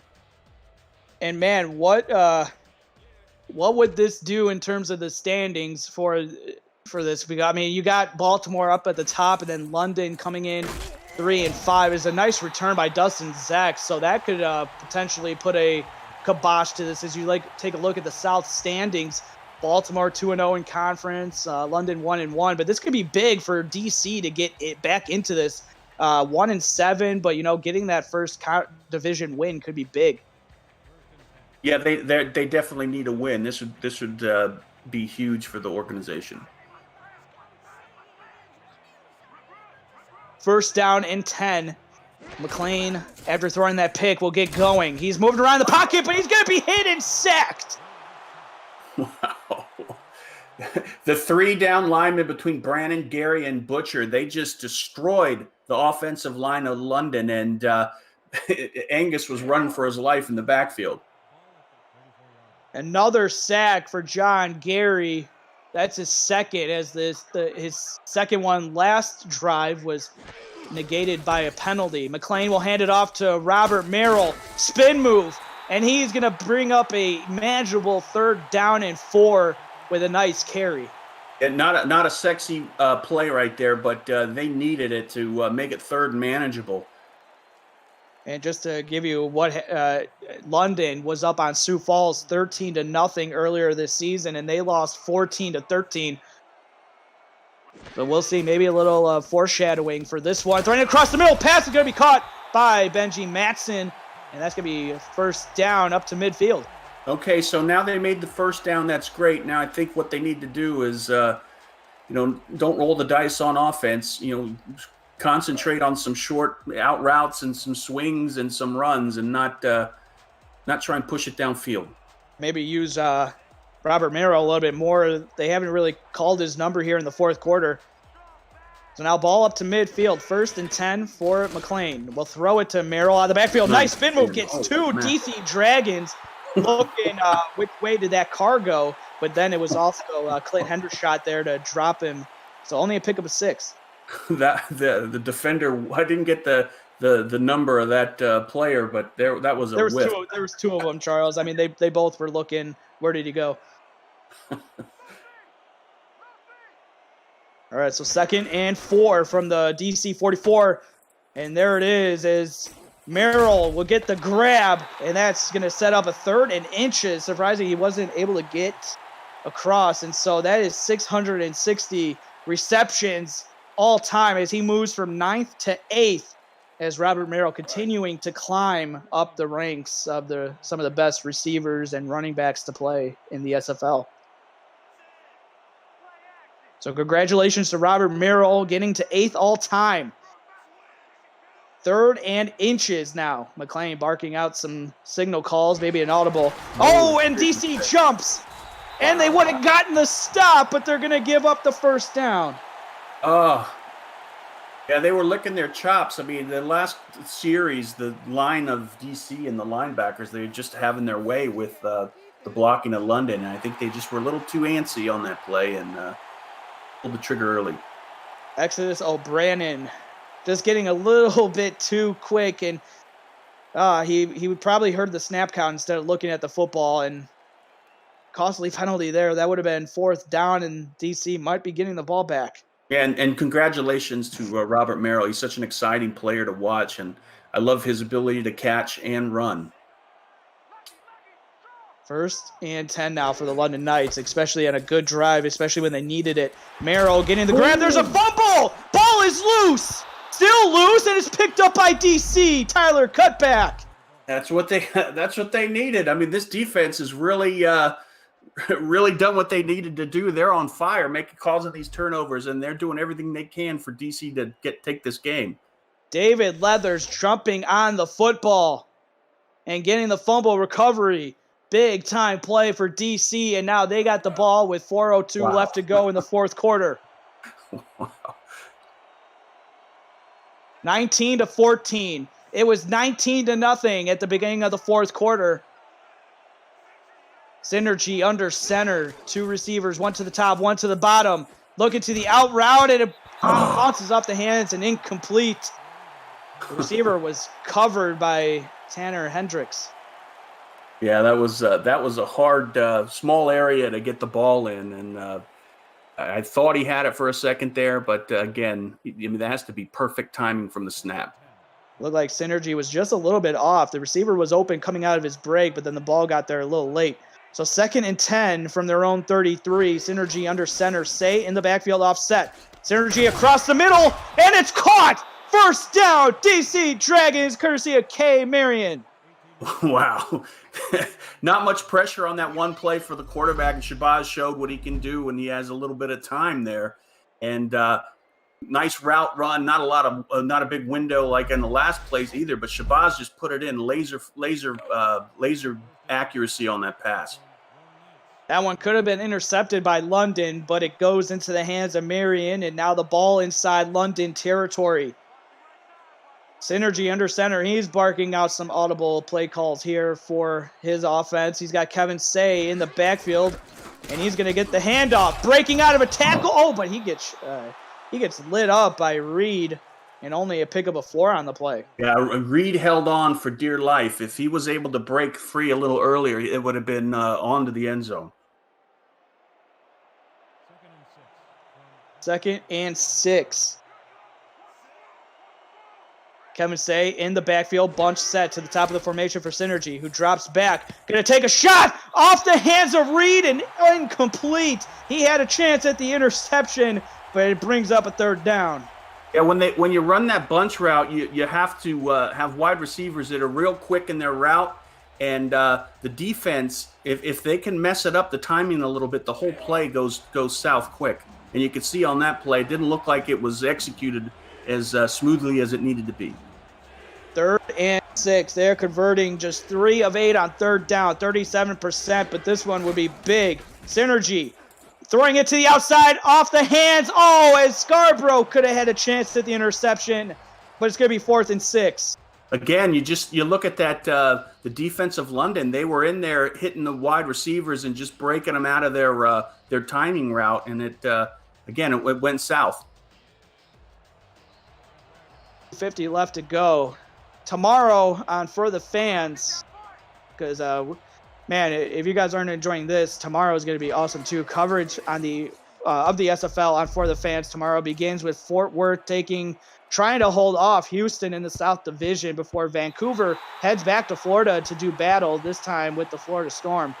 St. Louis hosts Tulsa, and San Diego visits Charleston, and the other action around the league. Coverage starts at 4:30 p.m. Eastern time on SFL.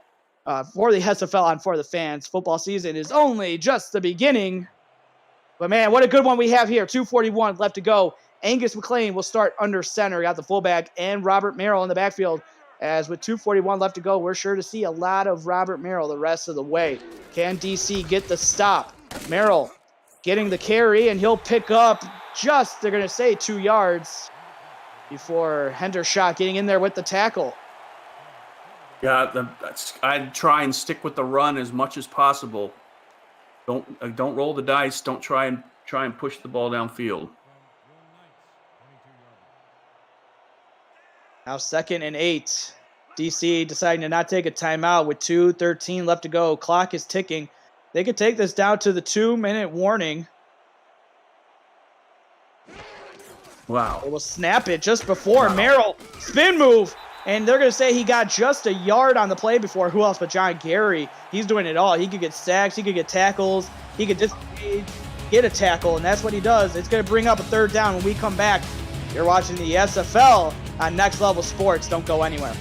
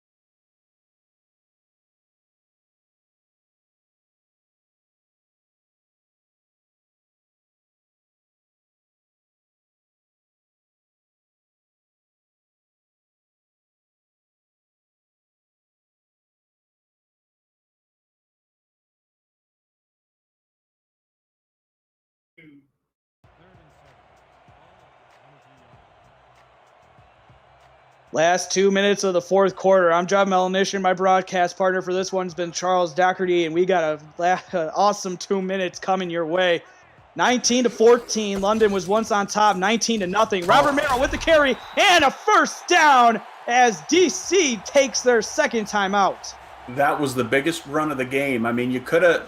I'm sure there were some people screaming when they snapped the ball before the 2 minute break there, but that run by Merrill just washes it all away and really puts the pressure on DC.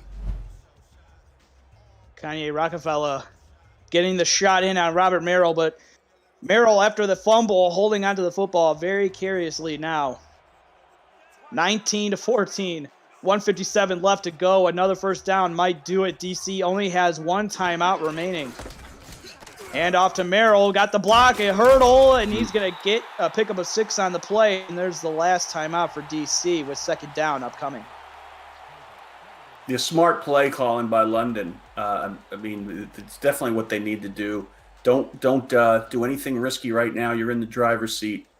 Maybe got a little scared there, but just stick to conservative play calling, and I think you'll be okay. 2nd and 4. 1:52 left to go. McLean under center. Merrill in the backfield. He's going to get the call. Breaks out a Hendershot and going to get enough for the first down. He falls forward, and that is going to do it pretty much for the London Knights, as they will gladly take this win from DC, as DC was trying to get all sorts of momentum back, and they had the opportunity as well. But you could go back to that punt and punting the football back to London. Yeah, that was that last one was another high caloric run by Merrill. I mean, I didn't think he was going to get the first down, but just tons of effort and incredible strength for the running back. So London, with this win, is taking the best formation you can in the playbook is the victory formation, as Merrill will knee it down. He'll have to do it at least 1 to 2 more times before the clock hits 000, but London will move to 4-5 on the season. Meanwhile, DC, they will fall to 1-8. Yeah, what we saw tonight was 2 running backs on both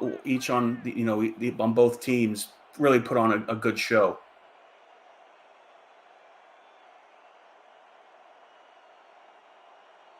They'll take this play clock down, so this will be the final knee down for McLean, and that's going to do it for this one. As you were talking about the running backs, Robert Merrill, he had 105 yards on 30 carries. Meanwhile, Kevin Say, he had 110 yards on 19 carries, but then both of them having 9 receptions for Robert Merrill, 6 for Kevin Say. But man, both running backs, this was just a show put on by the running backs today. Despite, Robert Merrill not getting into the end zone, but Kevin Say trying to do it for himself. And so that's it. Clock hit 000, so the London Knights, in front of their home faithful, get the win, 19-14. So Charles, give the viewers some of your final thoughts of this game. Well, you got to give congratulations to London on the big victory under the lights here, but you also have to give credit to DC. I mean, I know they walk away with a W and it's sore, but they hung in there. There wasn't any quitting them, and they made this a game late in the fourth quarter. So you got to give them some credit. But on the London side, they played a near perfect first half. In the second half, they maybe got a little overconfident, but when they needed it and they needed to put the game out of line, they went to Robert Merrill. I mean, he a couple of those runs, although they weren't long runs, they were exactly what they needed to keep the ball, keep the clock running, and he's my vote for player of the game. Yeah, and really it was just London trying to not give the game away. They tried. I mean, you had the fumble by Robert Merrill. You had the pick 6 by Eric Gugger that maybe he stepped out when he made the juke move. It was just London just trying to not unravel, and this is it. I mean, teams find a way to win, and that's what London did here tonight. They found a way to win despite maybe the DC Dragons trying to take it away from them. Yeah, and then the DC defense, I mean, hats off to them. I know, again, it was a losing effort, but They had 2 turnovers right when they needed it, and exactly executed perfectly what they needed to do to get the ball back in their offense to see if they could pull out the win. Unfortunately, it didn't work out for them, but very impressive. At least in my opinion, they no quit for the DC Dragons, even though they walk away with a loss. Yeah, they're really gonna look back on this game in particular and think of all the things that maybe they gave away instead of maybe punting it, go for it on 4th down. And we'll get the player of the game. It's Vin Kalia with a big game here. But for Charles Doherty, for Ike McBride and Deuce Finnick on stats, I'm Jeff Melanishin, and this has been a presentation of the Simulation Football League. And once again, London defeating DC and getting the win. We'll now send it to the Hive in Atlanta, Georgia for the conclusion of Denver and Atlanta. Tyler Falk and Ramos Lynn, take it away. Passing play here on 1st down will be a dump off to McChesney near side, who gets sideswiped out of bounds for a gain of 3. Huge hit there from Moose Papanow. Huge hit, but Jeremy McChesney just stands up, and it's another day in the office for him. What a great game by Bryce Battle. Look at that. Yeah. Welcome to all those of you joining us from across the pond in London. As you guys saw, the Knights hold off a late 4th quarter charge to DC. Here in this one, it's been the Bryce Battle show. He's had 3 touchdowns, including 2 highlight-worthy toe drag end zone grabs. And Denver has just pulled away here late in this football game, Ramos. Yeah, and they've been so effective, especially ever since the 2nd quarter. When they took the lead, Atlanta was winning this game, and they took the lead, and they haven't looked back. It's been Jeremy McChesney running free, and Josh Miller just playing a heck of a ball game. McChesney gets the call. He's had a pretty decent game as well, but that time Qantas Shun comes up the middle and takes him down for a loss. Yeah, and if I'm Denver, I will just run the ball on 2nd and 3rd down. Important thing here for the Night Wings is take this clock down all the way to 0s. Atlanta's going to put 8 men in the box. They're expecting a run here with the offset eye. It'll be a pass instead. Pressure coming from the outside. Miller's able to get away there for McChesney, and McChesney has a nice little gain of about 6 before he's eventually brought down by Chris Henry. Yeah, that's one of those basically long handoffs. It's basically like a toss play to the outside in the backfield, and McChesney got 7 yards. It's 3rd and 4, and another heavy set. Probably another run or another swing pass. Middle linebacker showing blitz for Atlanta. It'll be a passing play instead to a wide open McChesney on the far near side, but he's brought down maybe a yard shy of the 1st down. So great hold there from the Atlanta defense. Great play on the outside, making the tackle. But I like what Denver did on series. Is not throw the ball deep anymore. I mean, Bryce Battle has had a great game, but there's no need to go to him again deep. Just try to take this clock down all the way to 0s.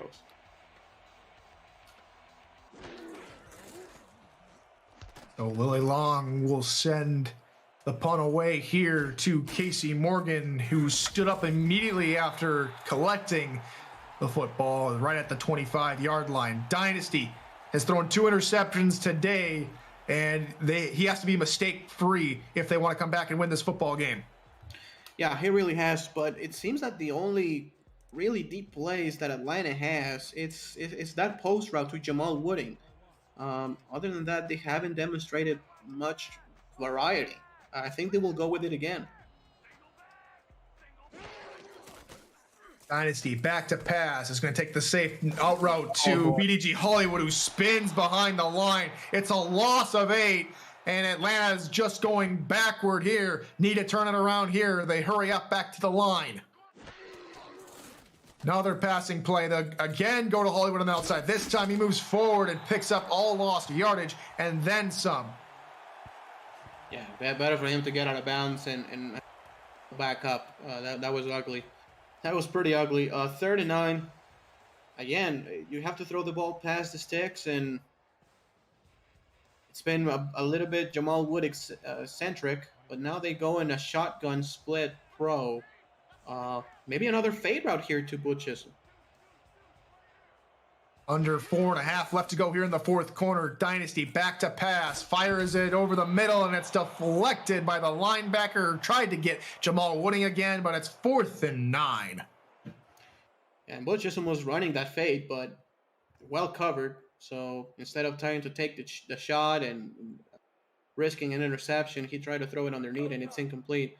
Obviously, they have to go for it here.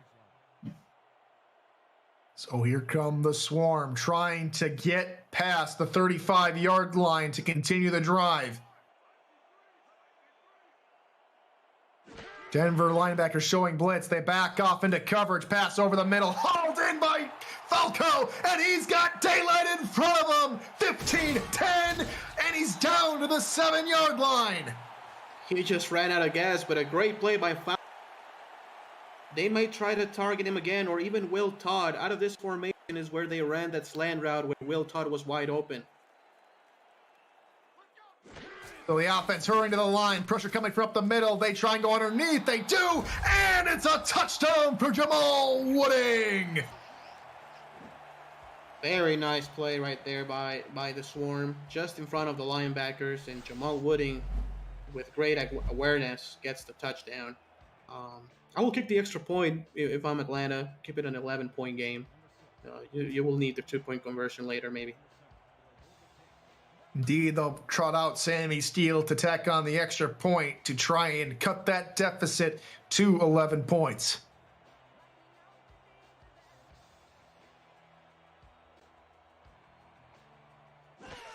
Snap spot.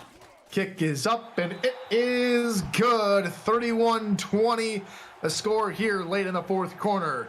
Coverage of the SFL on For the Fans tomorrow begins with Fort Worth trying to hold off Houston in the South Division before Vancouver heads back to Florida to do battle, this time with the Florida Storm. St. Louis hosts Tulsa, and San Diego visits Charleston and other action around the league. Coverage starts at 4:30 p.m. Eastern. The SFL on For the Fans. Football season is only just beginning.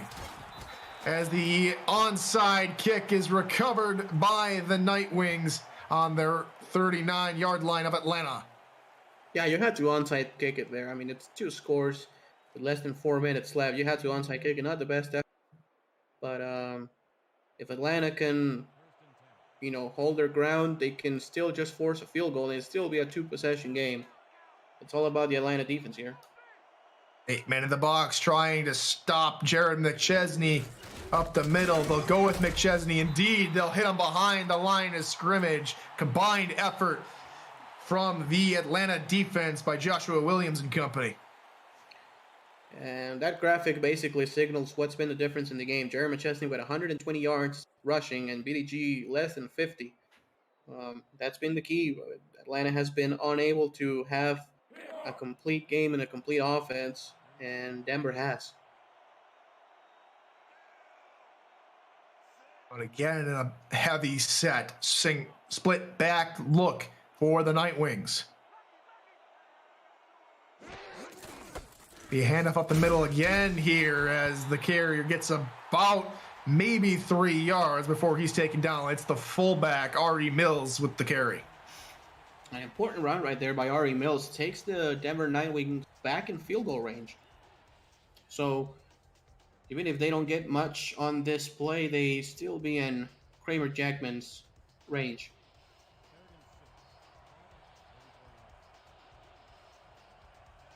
So here come the Nightwings. Bunch set, near side, bump coverage by the corners on the outside.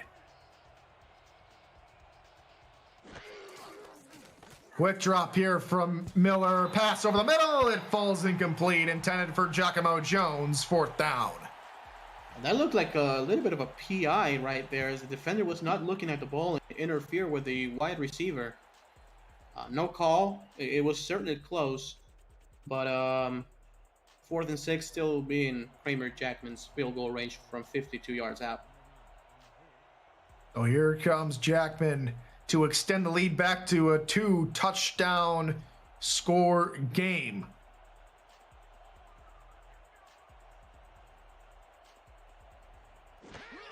Snap spot. Kick is up, and it is good from 51. Denver extend the lead. It's 34-20. Just over 2 minutes left to go in the ball game. Oh, still a 2-possession game. Time is quickly ticking down on the Swarm, but certainly not impossible. They demonstrated on the previous drive that they do have a chance to move the ball deep down the field, and they need to do it again.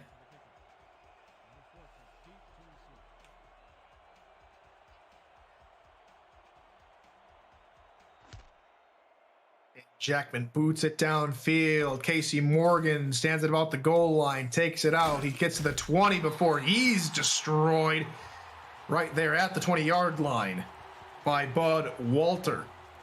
And Ramos, Atlanta did a real nice job of getting Siege Falco and Jamal Wooding involved. I think they're going to have to do the same thing here. Yeah, for sure. I think that him and Boo Chisholm, I think, is a guy that can also get deep. Man-to-man coverage. Look for another post route here. Deep down the field. Dynasty back to pass. Will float it near side. That one's hauled in by Falco for a gain of 6.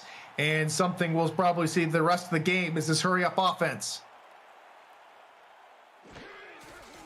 Another passing play on second down. Pressure coming. And Dynasty is brought down for a sack. And that takes us to the 2-minute warning. You're watching the SFL on Twitch. Copy.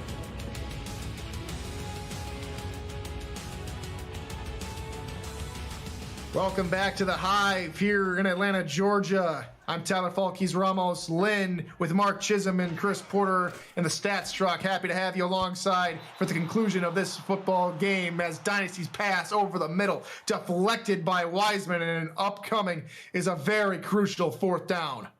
Yeah, this is the game for the Swarm, of course. And by the way, shout out to the Jax data guys. I mean, over 54.5. We are at 54 right now, so that's as good as it gets for them. Awesome job. So here on 4th and 8, Dynasty will go under center here in the ace formation. Back to pass. Fires it far side. Intercepted. And that may as well seal it here. It's Matt Papineau picking it off. Yeah, and Matt has had a great game tonight. He was able to get a big tackle on BDG Hollywood to stop a 3rd and short, and he's been really good so far in this game. Now he gets his interception, and the Denver Nightwings will go 8-1, basically clinching a playoff spot. And so here come the Nightwings on offense, trying to milk the minute 53 seconds remaining here in the game. Up the middle goes McChesney, gains a couple, and Atlanta calls a timeout. Yeah, obviously you want to get a 1st down, but I will not be surprised if Denver 2 knees and forces Atlanta to call the last 2 timeouts. You don't want to, fumble the ball here or nothing like that. But they're going to run it again, it seems. 9 men in the box for the Swarm. Handoff up the middle. It's Ari Mills, the fullback, fighting for the 1st down marker. And it'll be marked about 2 yards shy. And you know what? With 3rd and 2, why not give the ball to Ari Mills again? He's been an absolute monster in this game. Blocking, catching, running, done it all.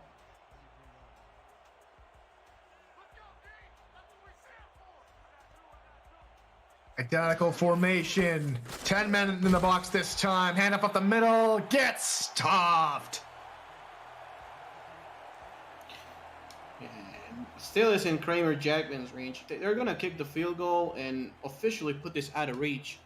And if you are an over better, then you're very happy because you may get the over with this kick. So here comes Kramer Jackman. It'll be about a 50-yard try from the left hash. He's hit from 51 earlier, and this could put the final nail in the coffin.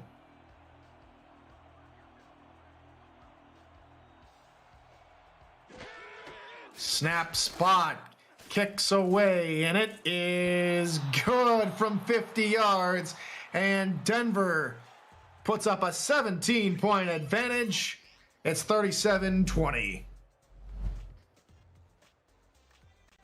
Another great kick, and that almost hit the crossbar, but that was good. And Denver, with now a 17-point lead, has put the final nail in the coffin. Denver's got that game wrapped up. We'll take a commercial break, be back for post-game coverage and more SFL action coming up next. You're watching the SFL on Next Level Sports.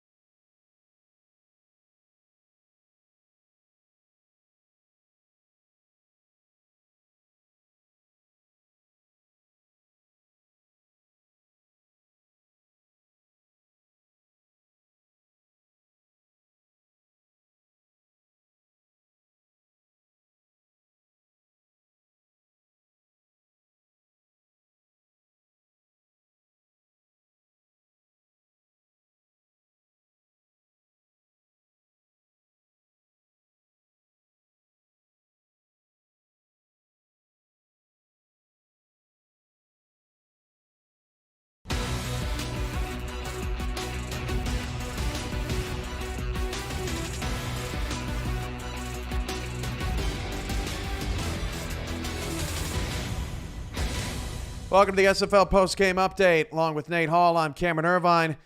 boy, did London, it seems like forever ago, about 20 minutes ago, but London got a scare, didn't they? DC almost came back from 19-0. That was a wild finish. Yeah, DC tried to come back on London there at the fourth quarter and just couldn't quite get it done there on the last drive. Robert Merrill was able to put the nail in the coffin on that one on that last drive and send the London fans home happy on that game. It's always nice to see, a player fumbles, makes a terrible mistake, almost coughs the game away, and he was able to win it for his team in the end. And London, they're not necessarily a strong 4-5 at this point. Their offense has really kind of been stuck in mud over the last 3 weeks, but they're 4-5 nonetheless, and they are squarely in the playoff picture. Yeah, and they're 4-5, like you said, squarely in the playoff picture there. It's on the Baltimore's heels in that division. Baltimore's been sputtering lately with 2 losses in a row. And London's right in the thick of things. They shouldn't be hanging their head at all. They just got to keep pushing here. Atlanta falls to Denver 37-27. You saw that in bonus coverage. We cut away. Atlanta got a garbage time touchdown, but that game is now gone final. Denver is 8-1. They are now a game and a half ahead of everybody else in the SFL. Mexico City will have something to say about that coming up next. But, Atlanta falls to 4-5. The door opens for Tulsa. St. Louis catches a break. It's almost like nobody wants to win the East Division. every opportunity a team has to kind of take momentum and take charge of that division, it doesn't happen. What did you see out of Denver and Atlanta ultimately today?